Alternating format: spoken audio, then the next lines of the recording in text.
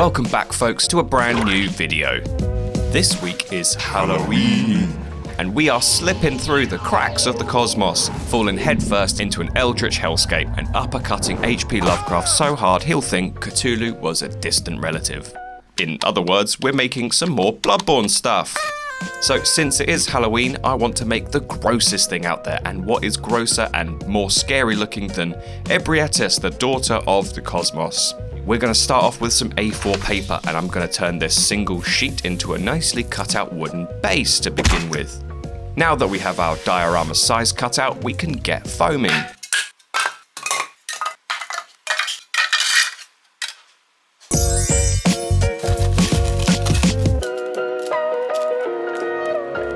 First off, I'm just going to mark out where little Ebby is going to sit. Right here in the center, I think is pretty good. And with this one slab of foam, we just need to split it in half. And then these two slabs are going to be the rock walls on either side. And with these walls, we've got to turn them from big brick-shaped slabs into rocky terrain. So let's take a sharp blade and get stabbing, but safely and responsibly. Then all I'm going to do is just start beveling the edges, getting rid of those sharp lines, and start shaping it into a slope. And then I can get to cutting in some rocky, jagged shapes into the foam to kind of make it look like a rock-shaped rock.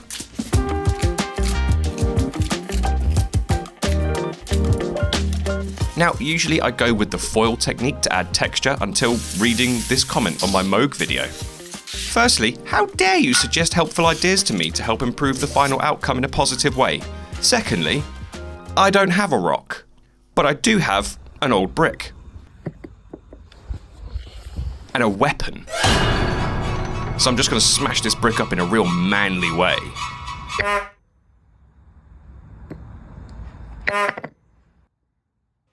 Manly shit right there. So now just smash rock into foam and create art. Well, John 91638, you were right. This is actually significantly better. You have my thanks. So I'm just going to stick a couple extra little gribblies on to add some extra jaggedness to it. And nice, we got a rocky wall. And we have one, but we need two. Perfect, side walls complete. Now we just got to get those walls stuck to the wooden base.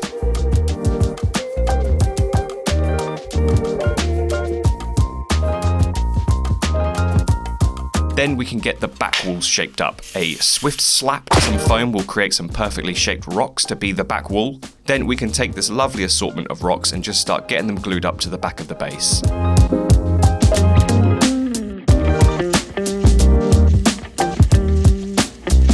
And there we have a sort of basic shape to work with. Guess where you just got into? Cool guy zone. And to fill the gaps, we'll use gap filler. So just spread this out around the bottom and it will give us a more seamless blend from the base to the rocks.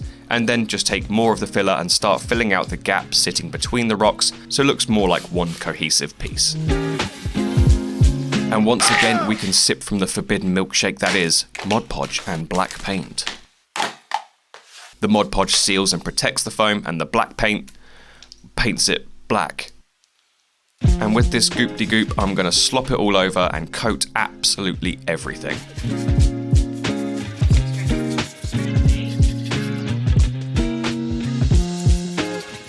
And with the whole thing primed, I'm going to give it a dry brushing of grey paint. And dry brushing this on, rather than doing a more sort of moist application, means I can retain a lot of the shadows in the deeper, harder to reach areas, just giving it a bit more of a natural look. Then I can go over all of that with a dry brushing of white so I can highlight all of it, just making sure it's on the outermost parts and higher points just to get the brightest highlights on. With the base done, it's a good time to get the main gal done. This is an STL from Eldritch Promethean on Instagram. I'll pop their social handle in the description so you can check them out and go print your own if you want to. Now, gotta glue it all together.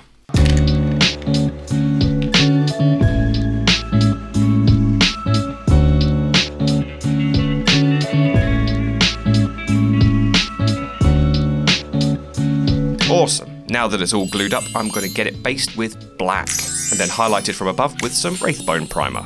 And with this two-tone base, we can begin painting, and I'll get started with some light grey contrast paint so that it nicely reacts with the two-tone shading prime, and also the contrast paint will settle nicely into all the little gribbly nooks and crannies. I can now turn my attention to the horrid little tubey tentacles and paint that with some bone tone contrast, and also tickle that tone under the tentacles to get a bit of extra grossness in there.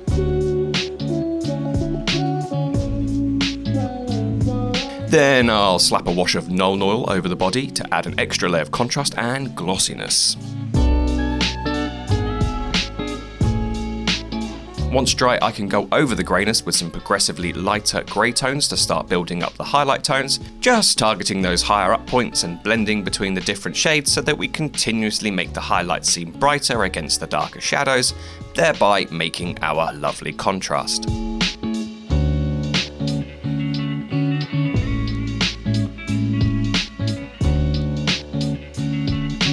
Then I can paint the little mouth and the little jaw parts with some pinky fleshy tones, and in the same way that we did the grey tones, I'll highlight the bone tones with progressively brighter shades. Same goes for the wings, but a little more gently because it's just so freaking delicate. That is one problem I've found so far with little Ebbie, is that there's just so many little spindly bits, it's just so damn delicate, and it's just taken ages to get anything done, because otherwise my big dumb hands will just snap stuff off all the time. But aside from all of that, little Ebbie is done, and we can move on to the rest of it. Now, within the rocks, there are lots of sort of Yharnam-esque buildings that are kind of reduced to rubble, so I need a big printing delivery of Gothic buildings that can get stuck to this base. Right on time. So in here are lots of Gothic-style buildings that look pretty Yharnam-y. We have these kinds of cathedral-esque walls and roofs, along with some gates and fences and coffins and pillars. A very Bloodborne-y collection of buildings. Now, I had to be super delicate when I was handling little Ebbie, but with these, I can go hard. Because all the buildings will be broken and scattered around the rock, I'm gonna smack the shit out of them. I always try my hardest to not break what I print, but this time we get to smash in.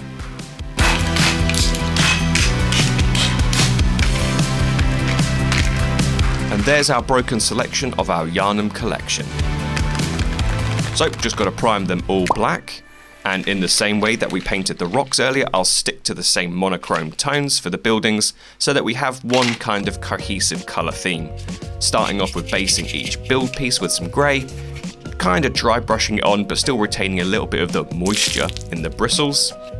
Then taking some of the brighter tones to add the highlights on. And same process for the coffins, but with some brown tones for the wood. And for the iron parts, I'll just dry brush on some metallic tones and then paint in the little metal dealies as well. Now it's time to lay them all out on the rocky base. I'm going to just try and fit these pieces in place where they kind of seem more flush so that they blend in with the rock. So these kind of like right angular wall parts can slot into the corners nicely, and the flatter, thinner pieces can lie across the tops of the rocks easier. Just kind of making it up and placing them with how I feel looks good. No real rhyme or reason. There we are. There's the buildings slotted into the rocks. So to add some pops of colour to this monochrome world, we'll add some beautiful browns and dab it around and blend it between the greys so that we get this more earthly tone mixed into it all.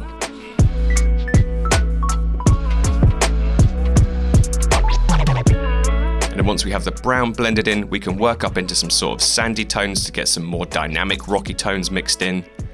And then after the sandy tones have been shoved in and blended in with the browns and the greys, I'll then add in some muted green tones for a bit more of that hardcore nature look, and that sort of like nice, messy, mossy look to it. Now that we have these three tones added in, we have something that resembles a gun skin straight out of Modern Warfare 2. But anyway, we need to tone these colours down and tie them together with the grey tones more, and we'll do that with a healthy bosh of black wash.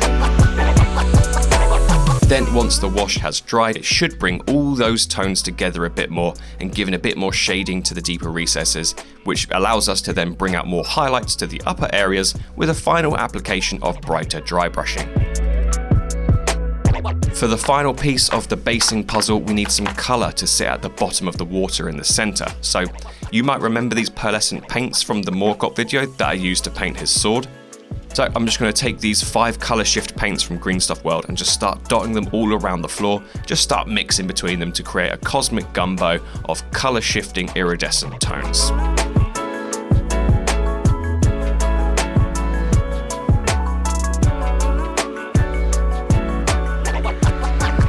And then I've got a base that looks like a reject from a Jackson Pollock exhibition.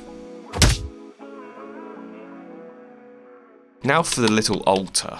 We need a little time-bending spider. Now, I don't have a little ROM model, but what I do have is an amygdala head and some spider legs, which I've fashioned into a horrific amalgamation.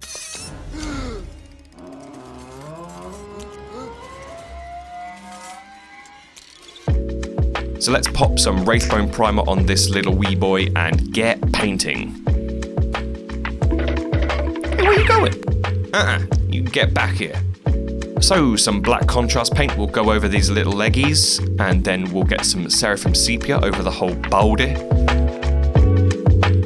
And then just start bringing in some brighter bone tones to highlight this Frankensteinian beast. And then just tickle some little black onto the little hairs on the top, and that'll about do it. Now before we get to the final stages of this, we just got to get our little chaps glued down to the base.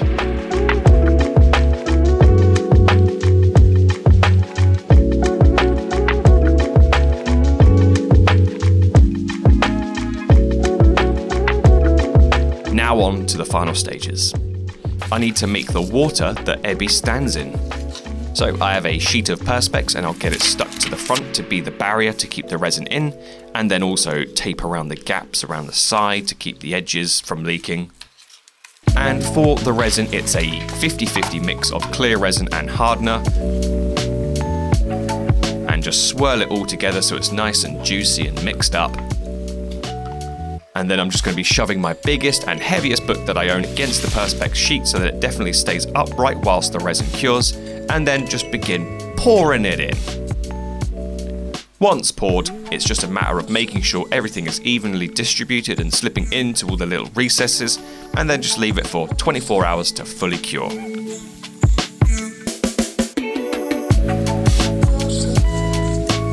And after a whole day of curing, we're back to finish the job. And it's looking good. It's all cured, nothing's leaked. Just what you want from a Bloodborne boss fight. Fully cured and not leaking. Now for the final touch, which is some water texture and ripples. Just fart a layer of gloss Mod Podge on the water, blow it around with an airbrush or a big set of healthy lungs, and we're on to the final result. You're a beast hunter, aren't you? I knew it. That's precisely how I started out. Beast hunting is a sacred practice. Let us cleanse these tarnished streets. May the good blood guide your way. You damned fool. You let the blood get the best of you. A hunter's grudge is an awful thing. You must find your own way on this hunt, as I have mine.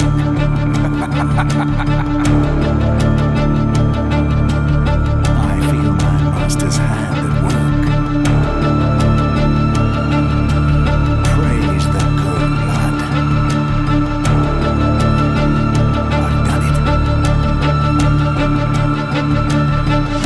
I bid you farewell. It has been a pleasure. Thank you to the ever-heroic force that are my Patreon members. If you want to join this crew of big, bulging bicep warriors, then head to the link below where you'll get early access to any model sales, behind-the-scenes content. You can also put your vote towards what projects you want to see in the future, and loads more stuff. So thank you to Hydra Queen, Michael, Preston Callan, Steone, Stephen Irving Stevie, Tanagrind, David Hunter, very appropriate name there, David, David Nebuchar, JL, Lord of Iron, Not Amber's Boyfriend, Potatoes, Ricky Wilbur, Tony Zhang, Peter Sakuno, Levi Enzel, and Rapid Berserker. Thank you to all of you for watching. Happy Halloween, and I'll see you all next time.